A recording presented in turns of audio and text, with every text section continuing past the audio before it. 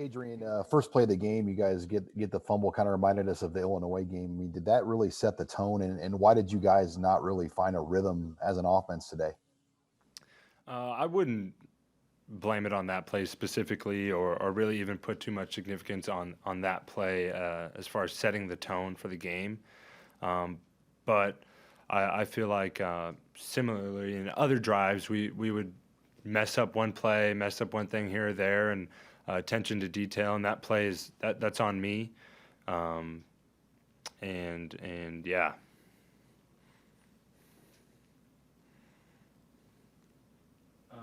Brian Christopherson. Hey, Adrian, how do you feel you played today, specifically throwing the ball? And was the wind a factor down there, or was it not so much? Um, I would say I definitely did not play my best game. I need to be more efficient and effective, and I missed on a few throws that I'd love to have back that I think could have been big plays. And I'll have to go back on film and look over those and see where I can improve. Um, Wind is a factor in Nebraska always, but I'm definitely not blaming the wind today in my passing success. Mitch Sherman, The Athletic. Hey, Adrian, wanted to ask you about a sequence in the second half after the missed field goal. It seems that you guys had an opportunity, had some things going there, a chance to tie the game right off the bat in the third quarter. And when it didn't happen, there were 3 drives after that where nothing really seemed to work for you guys in the running or passing game. What was your analysis on the reason that it took you a while to get back on track after that missed field?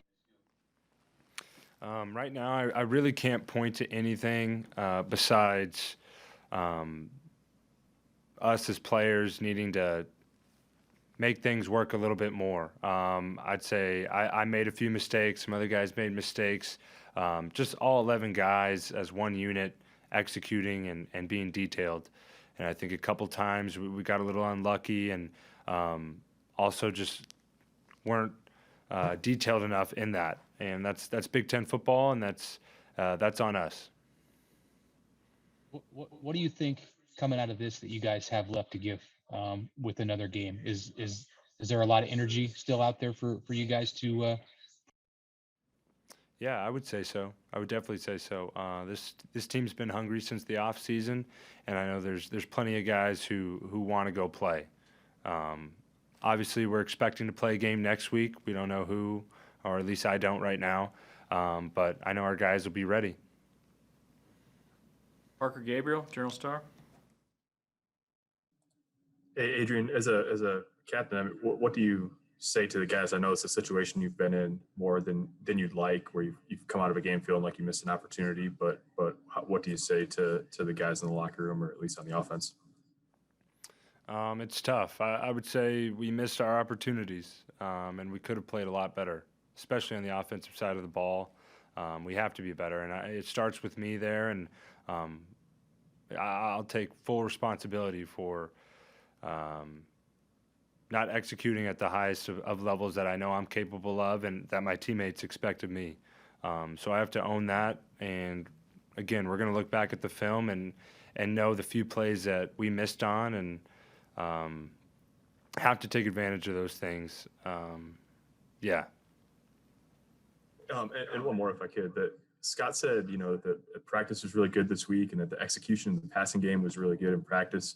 When it doesn't translate to a game, is it mystifying? Is it frustrating? Like, what is going through your mind? I know you're just trying to move on to the next play, but what goes through your mind when it doesn't look on the field on Saturday like it did over the course of the week in practice?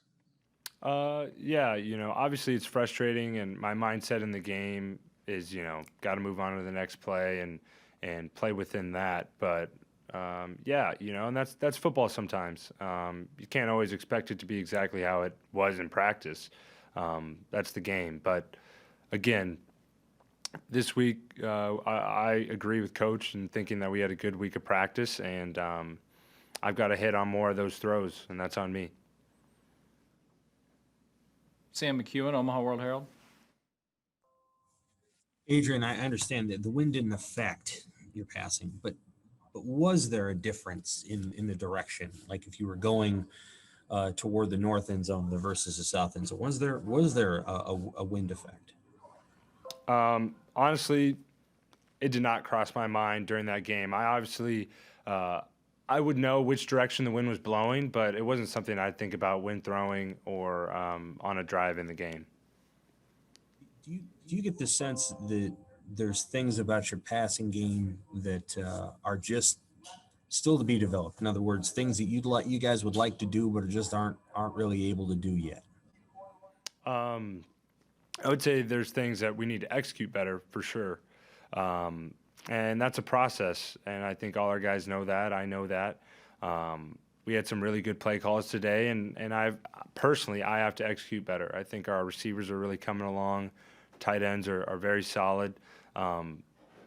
Again, I have to take responsibility there. And that's something we're going to get better at. And I have confidence in our passing game moving forward. Okay, and we'll looks like we'll finish up here with Adrian with Evan Bland, World Herald. Hey, Adrian, Minnesota had that go-ahead touchdown drive there late in the second quarter. How much do you think that affected how you guys went about your business in the second half? I guess, in other words, as an offense, does it matter whether you're behind and how you go about your play calls and attacking? In this given game, I would say no, that didn't really affect us. We knew regardless of the score, we were going to have to come out and be ready to go. And I think that's the mindset regardless of what the score is. And it didn't really change much in that scenario today.